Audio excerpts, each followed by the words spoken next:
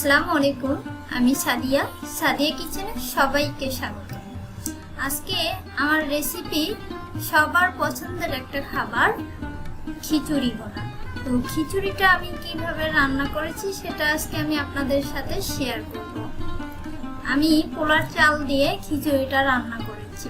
তো খিচুড়িটা রান্না করেছি যেভাবে, সেটা এখন আমি আপনাদেরকে দেখিয়ে দেব। খুবই সুস্বাদু একটা মজাদার খাবার, সবার পছন্দের, তাও যদি হয় আবার বৃষ্টির দিনে, কথাই নেই। তো চলুন এটা আমি কিভাবে রান্না করেছি সেটা দেখিয়ে দেব। আমি এখানে 1 পট পোলার চাল নিয়েছি, আর এখানে মসুর ডাল কিছুটা, আর এখানে মুগের ডাল আছে, আর খেসারির ডাল আছে। তো সবগুলো ডাল আমি নিয়ে নিয়েছি, 3টা পদের ডাল নিয়েছি। আপনাদের হাতের কাছে না থাকলে 2টা দিয়ে করতে পারেন। তো আমি সবগুলো উপকরণ নিয়ে এখন ধুয়ে নিচ্ছি। একটা বাটিতে নিয়েছি। তো বাটিতে সবগুলো উপকরণ নিয়ে এখন আমি ভালোভাবে ধুয়ে নিচ্ছি ডালগুলো আর এই চালটা। আমি যেহেতু সবগুলো একসাথেই দিব আগে, এই জন্য ভালোভাবে ধুয়ে নিচ্ছি। তার আগে বলে দেই, এই আমার রেসিপিটা যদি সবার কাছে ভালো লাগে তো সবাই আমাকে সাবস্ক্রাইব এবং ফলো দিয়ে আমাদের পাশে থাকবেন। তো এখন রান্না করার জন্য ফিরে যাচ্ছি চুলায়। তো চুলায় একটা প্যান বসিয়ে দিয়েছি, এখানে কিছুটা তেল দিয়ে দিয়েছি। আমি কিন্তু সরিষা তেল দিয়ে রান্না করতেছি, দেখতে পাচ্ছেন আমি সরিষা তেল দিয়ে দিয়েছি।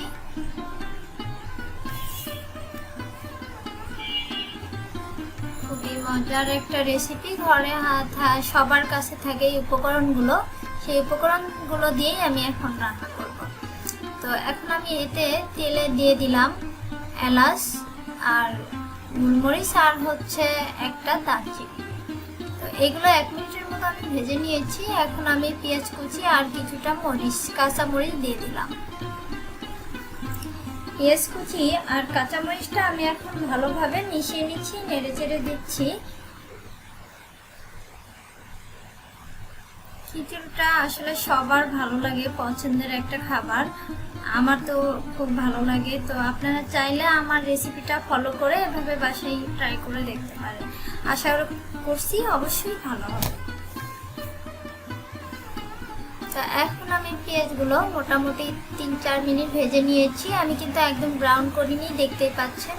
এ পর্যায়ে আমি একটু মশলা বাটার যে পেস্টটা ছিল, আদা রসুন পেঁয়াজ, সেগুলো পেস্ট আমি দিয়ে দিলাম 1 টেবিল চামচ। এখন একটু পরিমাণে পানি অ্যাড করে দিলাম। আমি এটা এখন ভালোভাবে একটু কষিয়ে নিব। আমি যেহেতু কাঁচামরিচ দিয়েছি, আমি কিন্তু গুঁড়ামরিচটা এখানে অ্যাড করিনি এখনো, দেখতে পাচ্ছেন।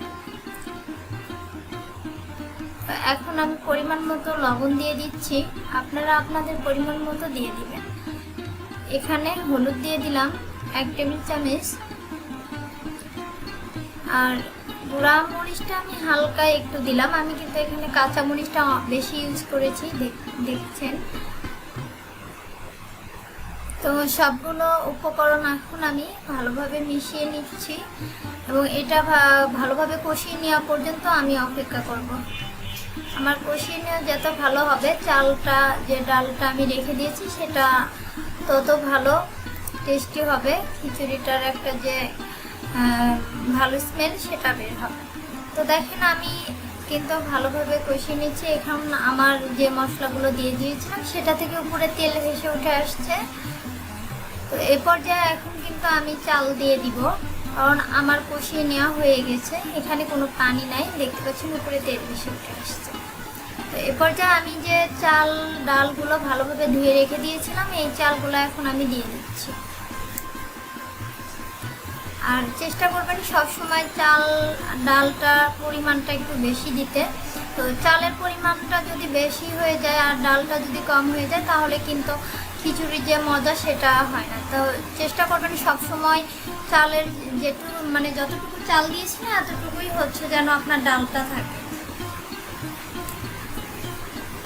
ডালটা একটু বেশি দেওয়ার চেষ্টা করবেন খিচুড়িতে, তাহলে অনেকটা বেশি মজা হয়। তো এখন আমি কিন্তু চালগুলোর সাথে মশলা ভালোভাবে মিশিয়ে নিচ্ছি। এবং উল্টিয়ে নিচ্ছি বারবার।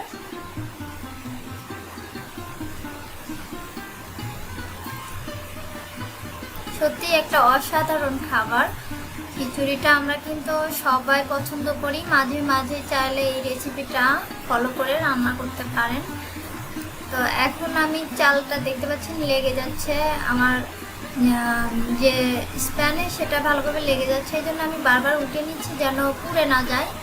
আর পুড়ে গেলে কিন্তু খিচুড়ির স্বাদটা নষ্ট হয়ে যাবে। এই জন্য এই পর্যায়ে চুলাটা একটু লোতে রাখবেন এবং বারবার উঠিয়ে নেবেন। আর যেহেতু এখন আমার মানে পাতিলের সাথে চালটা লেগে যাচ্ছে, এ পর্যায়ে কিন্তু আমি এখন পানি অ্যাড করে দিতে পারবো। তো এখন আমি পানি অ্যাড করে দিলাম।